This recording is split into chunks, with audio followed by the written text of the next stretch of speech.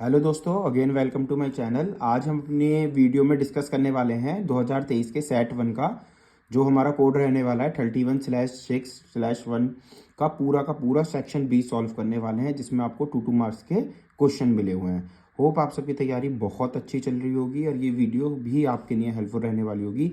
इसमें आप देख सकते हैं कि 2 मार्क्स के क्वेश्चन को हमें कैसे अटैम्प्ट करना है, कैसे कितना डिटेल में उसका आंसर देना होता है और कौन कौन से वो क्वेश्चंस 2023 में रहे जो बहुत इंपॉर्टेंट थे और एग्जाम पेपर में देखने को मिले।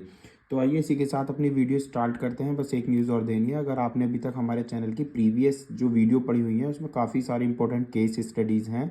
मैथ्स के 175 डेज़ का भी हमने रोज़ का एक इंपॉर्टेंट क्वेश्चन अपलोडेड है हमारे चैनल पर।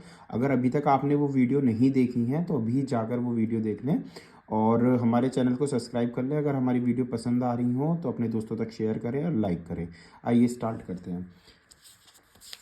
सेक्शन बी देखना है और सेक्शन ए हम इसका पूरा सॉल्व कर चुके हैं।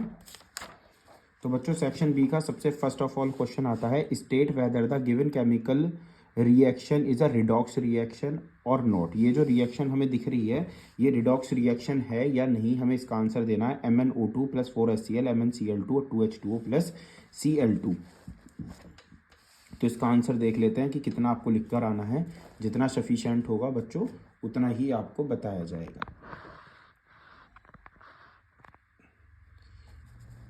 ठीक है ना। तो इसका आंसर अगर आप देखोगे तो इसका आंसर है yes, this reaction is a redox reaction. ये रिडॉक्स रिएक्शन है। HCl is oxidise, hydrochloric acid जो है वो एसिड ऑक्सीडाइज हो रहा है Cl2 में, और MnO2 इज अ रिड्यूस हो रही है MnCl2 में। देखिए यहाँ पर ऑक्सीजन लग रहा था और यहाँ पर ऑक्सीजन नहीं लगा है, तो ऑक्सीजन क्या हो गया, ऑक्सीजन का removal of oxygen is known as the reduction, ठीक है। और यहाँ पर अगर आप देखेंगे क्लोरीन हाइड्रोजन यहाँ लगी हुई है, यहाँ हाइड्रोजन हट गई, तो removal of hydrogen is known as the oxidation. तो ये दोनों ऑक्सीडाइज और रिडक्शन हो रहे हैं, this is known as the reduction reaction. ये हमने इसकी एक्सप्लेनेशन कर दी है। इसके बाद इसका सेकंड क्वेश्चन में चॉइस दी हुई है, या तो आप ऊपर वाला अटेम्प्ट कर लीजिए या फिर नीचे वाला।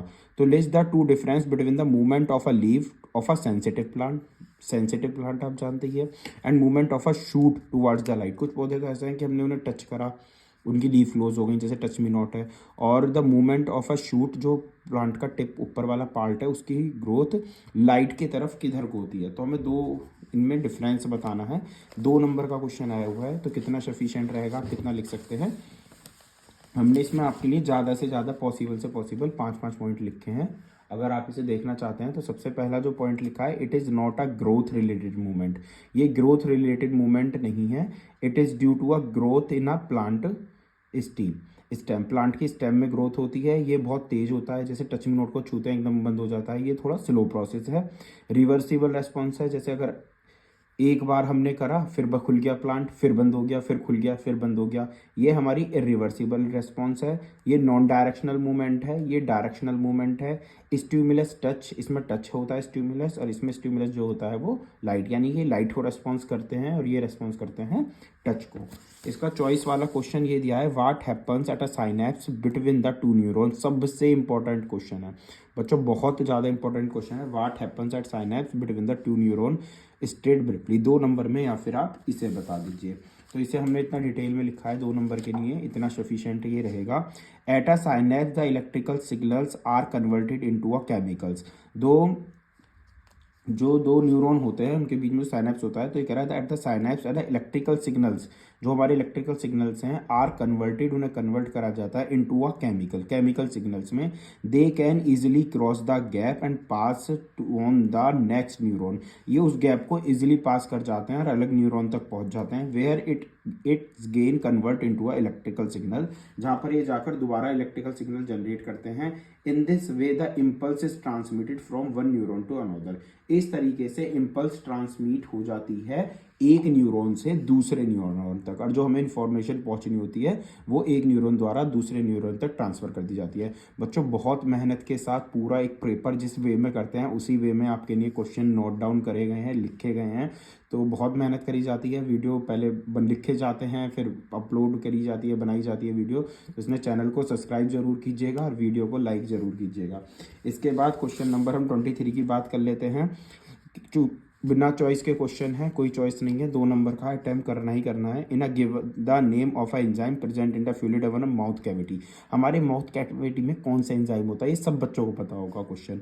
स्टेट द ग्लैंड, किससे ग्लैंड से प्रोड्यूस होता है। And what would happen if the digestion process if the gland stop. अगर मान लो ये ग्लैंड जो सिक्रेशन कर रही है, कौन जो एंजाइम सिक्रेट कर रही है उसे करना बंद कर दे तो क्या होगा। तो इसका आंसर देख लेते हैं। इसका आंसर जो हमने लिखा है बच्चों ये देख लेंगे। द सलाइवरी एमाइलेज है ना, सलाइवरी एमाइलेज है जो ये निकलता है, सलाइवा जो निकलता है हमारे माउथ में, और ये जो निकालने का काम करती है सलाइवा, ये ग्लैंड है सलाइवरी ग्लैंड है ना, सलाइवरी ग्लैंड से ये निकलता है। इसके बाद the break down of the starch into a sugar will not take place. अगर हमारा सलाइवा निकलना बंद हो जाए, यानी सलाइवरी ग्लैंड अपना वर्क प्रॉपर रूप से करना बंद कर देगी, then the break down of starch, जितनी भी हम स्टार्च खाते हैं हमें पता है वो शुगर में कन्वर्ट होती है, तो वो कन्वर्ट होना बच्चों बंद हो जाएगी। तो इसका आंसर इतना लिखे आएंगे आप 2 नंबर में। इसके बाद इसका question number 24, list the resistance of an electrical device remain constant. Let the resistance किसी इलेक्ट्रिक डिवाइस का कांस्टेंट है, while potential difference across the two end decrease to 1/4 of its initial value. और उसका जो पोटेंशियल डिफरेंस है, जैसे मान लियो ये V है तो टोटल वैल्यू से कम है, मतलब 4th टाइम कम है, तो वाट चेंज होकर ना करंट, तो करंट में कितना चेंज होगा। State the law which help the solving the problem. कौन सा लॉ ने आपकी मदद करी है इस प्रॉब्लम को सॉल्व करने के लिए, उसे भी बताइए। तो हम देख लेते हैं इसके सबसे पहले, current became the 1/4 of the original value. Current B original value का कितना हो जाएगा, 1/4 हो जाएगा। क्यों, क्योंकि बच्चों according to Ohm's law, Ohm's law में बताता है क्या, the potential difference is a directly proportional to the current flowing through the conductor is a temperature remain constant. अगर किसी भी सर्किट का टेम्परेचर कॉन्स्टेंट है, यानी कि रेजिस्टेंस हम बढ़ाकर हटा नहीं रहे हैं, तो उसका जो पोटेंशियल डिफरेंस होता है V, वो डायरेक्टली प्रोपोर्शनल होता है किसके, I के। तो अगर बच्चों बताओ, अगर मैंने वोल्टेज को 1/4 कर दिया है तो करंट भी तो 1/4 होगा ना। तो ये है था क्वेश्चन नंबर 24। लिख दिया V प्रोपोर्शनल है I के, टेम्परेचर रिमेन कांस्टेंट। टेम्परेचर कैसा रहा इस कंडीशन में, कांस्टेंट रहा है। इसके बाद हम देखेंगे क्वेश्चन नंबर 25। क्वेश्चन नंबर 25 है, a light ray enter from the A to medium B। एक लाइट एंटर कर रही है मीडियम A से मीडियम B में, shown in a figure. Medium A से मीडियम B में, shown in a figure. Question का फर्स्ट पार्ट कह रहा है, which one of the medium is denser and which one of medium is other, मतलब कौन सा मीडियम डेंसर है, जस्टिफाई योर आंसर। तो इसका आंसर देख लेते हैं, हमने क्या नोट डाउन करा हुआ है। तो इसका आंसर हमने लिखा है मीडियम B। मीडियम B जो है वो डेंसर मीडियम है। In a medium B ray of a light bend toward the normal. अगर आप इसे ध्यान से देखेंगे तो ये लाइट ऐसे जानी चाहिए थी सीधी, है ना, लेकिन ये बेंड हो गई, नॉर्मल की तरफ मुड़ गई। अगर ये नॉर्मल की तरफ मुड़ गई है तो इसका मतलब ये जो है डेंसर मीडियम में जा रही है। अगर ये रेयर मीडियम में जाती तो नॉर्मल से दूर हटती। अगर ये डेंसर मीडियम में जा रही है तो टुवर्ड्स द नॉर्मल, नॉर्मल की तरफ झुक जाएगी, जो हमें देखने को मिल रहा है। इस वजह से मीडियम B जो है हमारा डेंसर मीडियम है। फिर बच्चों इसमें चॉइस भी है क्वेश्चन में, वैसे भी इसका B पार्ट है। If the speed of a light medium is A, medium light की स्पीड है V है, और मीडियम B की स्पीड लाइट VB है, तो what is a refractive index B with respect to A।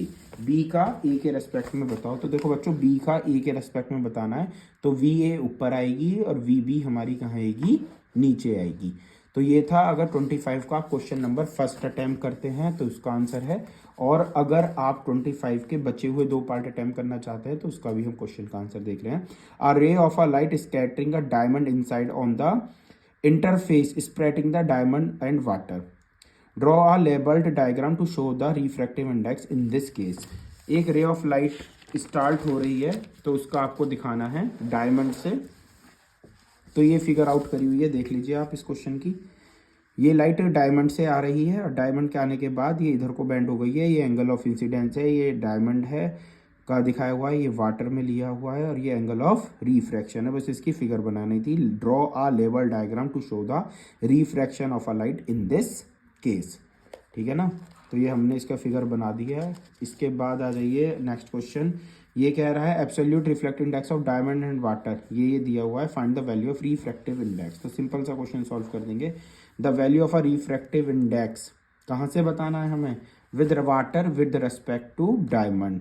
तो वाटर का हम ऊपर रख देंगे, डायमंड का नीचे आ जाएगा और दोनों को सॉल्व करके 0.55 इसका करेक्ट आंसर आ जाएगा।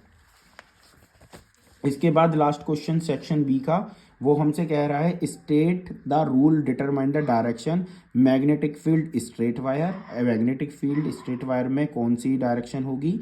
एंड बी पार्ट में बताना force experience by the straight conductor in a magnetic field which is a perpendicular, जो 90 डिग्री पर होगा। तो देखो बच्चे ये दोनों क्वेश्चन बहुत इंपॉर्टेंट हैं, लेकिन इन्होंने करा क्या है, इन्होंने लैंग्वेज चेंज करके दे दिया है। अगर ये आपको थोड़ा सा सिंपल बना के देते तो सिंपल क्वेश्चन पेपर क्या हो जाता कि right the Maxwell right hand thumb rule और right the Fleming left hand rule, बिल्कुल सिंपल हो जाता। हर नॉर्मल बच्चा पढ़ के जाता ही जाता है दोनों रूल और पेपर हो जाता सही। लेकिन इन्होंने क्या काम करा है, magnetic field produce the straight wire carrying a current and a force, इसमें फोर्स बतानी है तो समझा दीजिए। तो दोनों रूल हम समझाएंगे। तो सबसे पहले है राइट हैंड का थंब रूल, बहुत आपके लिए बहुत नॉर्मल करा गया है पेपर, और देख लीजिए।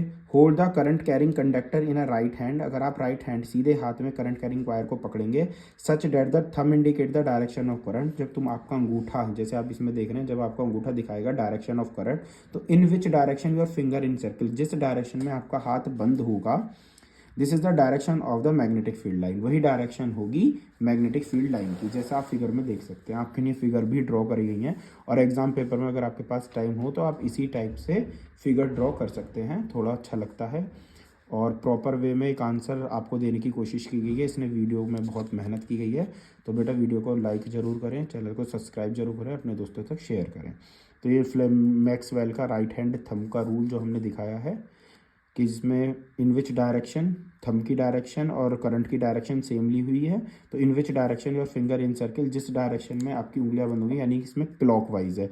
अगर बच्चों ध्यान रखो, और ऊपर की तरफ जा रहा है तो एंटी क्लॉक होगा, नीचे की तरफ जा रहा है तो क्लॉकवाइज डायरेक्शन होगा। बी पार्ट में हमें फ्लेमिंग का लेफ्ट हैंड रूल बताना था, तो ये भी है, ये stretch your four finger middle finger and a thumb of the left hand, उल्टे हाथ का, सच डैट कि तीनों उंगलियां आपस में 90 डिग्री का एंगल बनाएं।